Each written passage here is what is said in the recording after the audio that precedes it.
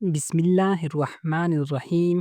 رسول اللہ صلی اللہ علیہ وآلہ وسلم نے فرمایا، وہ شخص ہم میں سے نہیں جو بڑوں کی عزت نہ کرے، چھوٹوں پر رحم نہ کرے اور عالم کا حق نہ پہچانے۔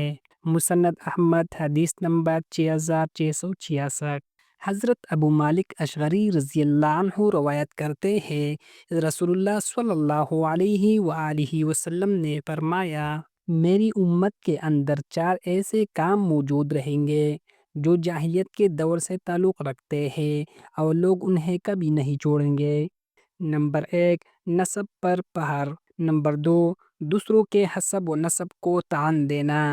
نمبر 3، بارش کو ستاروں کی طرف منسوب کرنا۔ نمبر 4، عورت پر نوحہ کرنا۔ صحیح مسلم حدیث نمبر 934۔ قرآن میں ارشاد باری تعالیٰ ہے، اور زمین میں اکڑ کر مت چلو، بے شک اللہ تکبر کرنے والوں اور شیخی بازوں کو پسند نہیں کرتا۔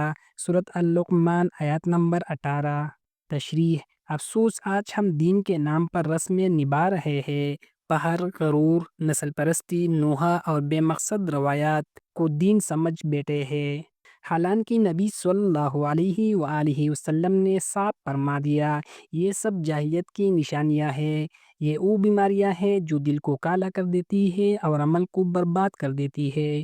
اگر آج بھی ہم ان سے باز نہ آئے تو ہلاکت ہماری منتظر ہے۔ اگر آپ کو قرآن و حدیث سے سچی بات سننا پسند ہے تو چراغ ایمان چینل کو سبسکرائب کریں اور یہ ویڈیو صدقہ جاریہ سمجھ کر ضرور شیئر کریں، شاید کسی کی زندگی کا رخ بدل جائے۔